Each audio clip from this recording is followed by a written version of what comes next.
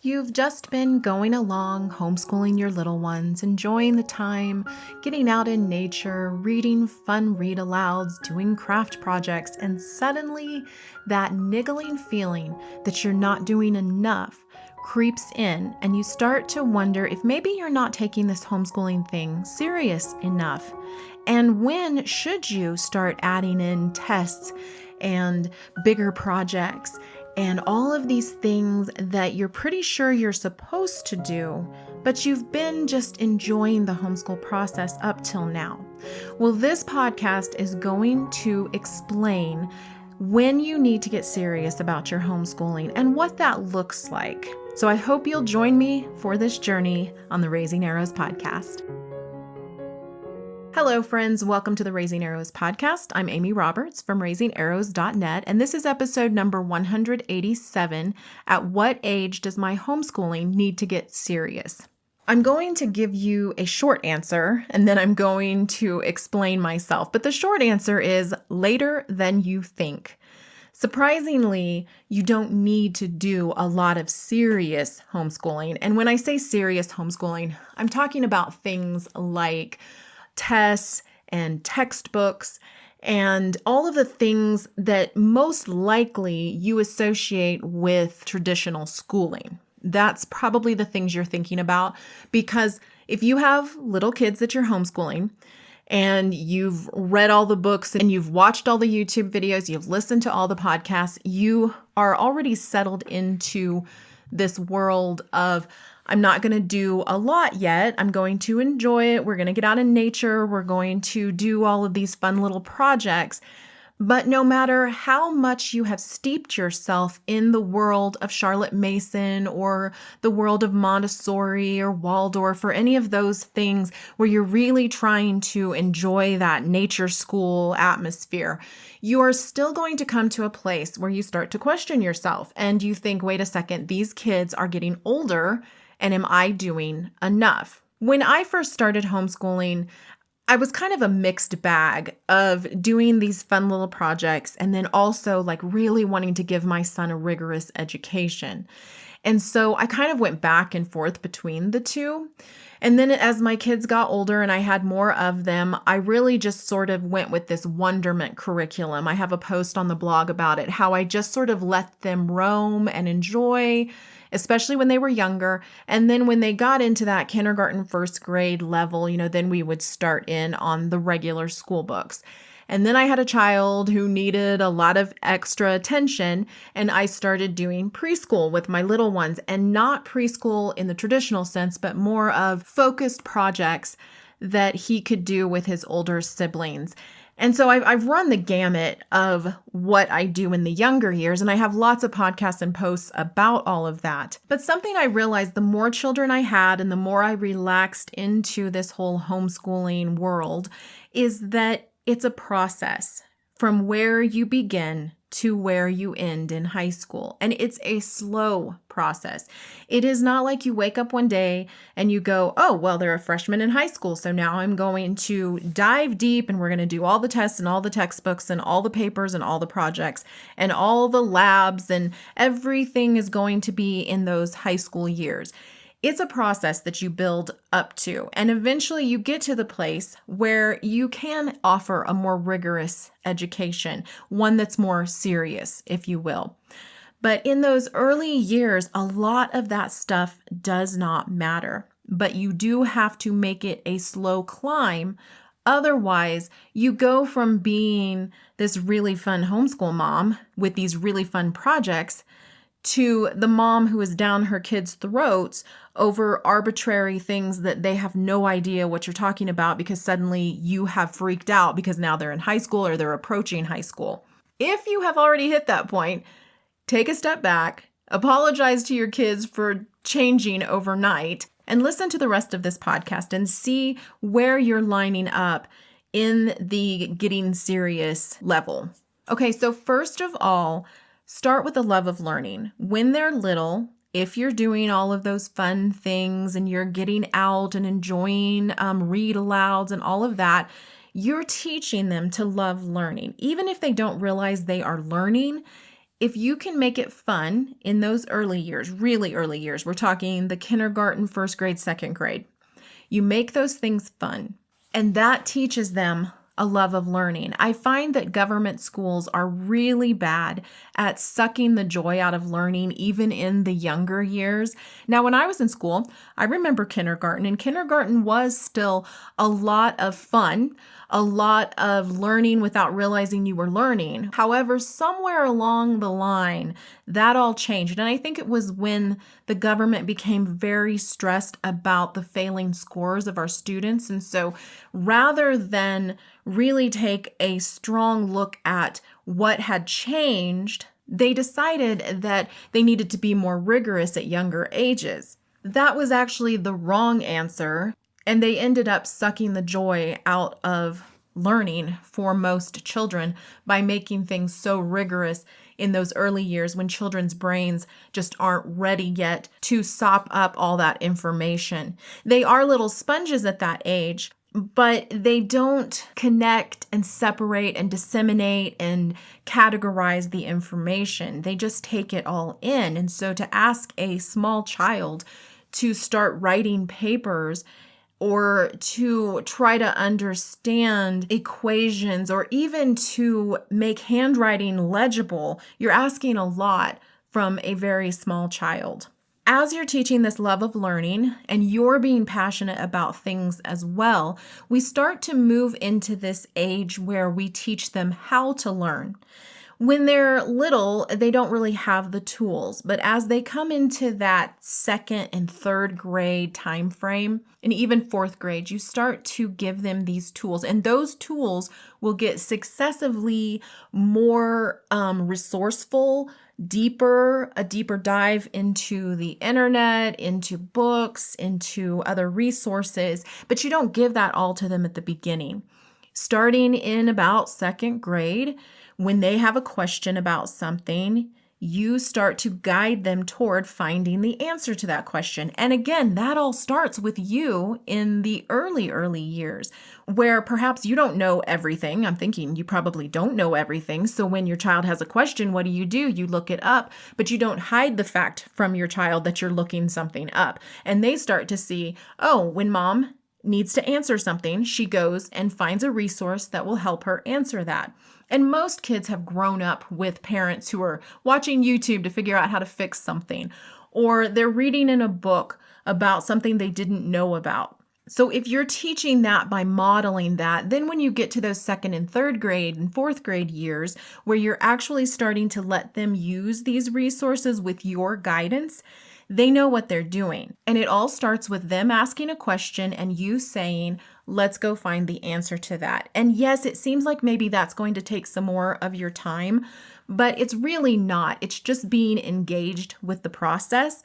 And this is part of that moving toward the seriousness of homeschooling, but also at the same time, teaching your children to be independent and independent thinkers and resourceful thinkers.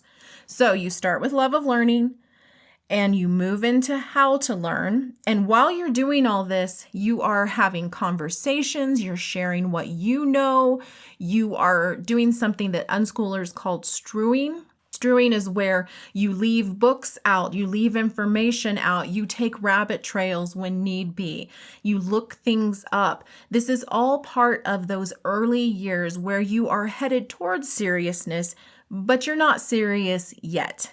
Now, you might be curious, how long does all of this take as far as schooling? I have a post and a podcast on the blog. It's podcast number 26. How many hours a day does it take to homeschool? I have a whole list there that you can look at approximately what it takes for our family and then some guidance in that. And I would say that kindergarten, first grade age where you're teaching them that love of learning, you're talking 30 to 45 minutes of actual school instruction. Everything else is exploration and being out in nature and finding answers to things. And it's not real schooling. It's not sit down in a desk schooling. The actual sit down in a desk or sit at the table or sit in the living room kind of schooling is really only 30 to 45 minutes. We're talking phonics instruction, maybe a little bit of math, maybe some handwriting, but not necessarily at that point. You're really just not doing a lot at that point. You're introducing them to letters and numbers. You're introducing them to life skills. And there are some great curricula out there. Peaceful Press is one of those that I really think does a very good job in these early years of keeping things fun and interesting, but also not making it difficult for you as a parent. And there are many, many others like Peaceful Press, but 30 to 45 minutes in that love of learning phase. Then you move into that how to learn phase, that 2nd to 4th grade, and you're talking more like an hour and a half to 2 hours worth of instruction and sit down work.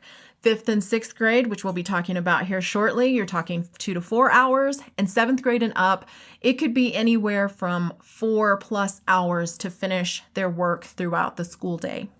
So again, take a look at that post and podcast, and that will kind of give you some guidance there.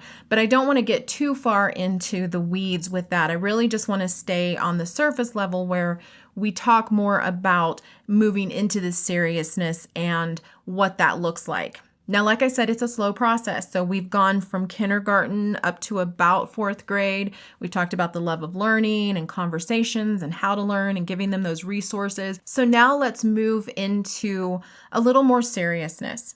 You've taught them phonics. They now can read fairly well. What you're looking for beyond that is fluency. So you're going to start assigning them books. For us, this is usually living history books. They go along with our curriculum, which is Tapestry of Grace, and I assign books that help them with their fluency and also teach them something in the process. So that's one way you move into more seriousness is now you're assigning books and you're raising that level and challenging them a little bit as you go. Another thing you can start doing in this 5th and 6th grade time frame is transitioning into a science that is a little more difficult or a little more challenging. Maybe in the early years, you've been doing science readers or you've been doing science altogether.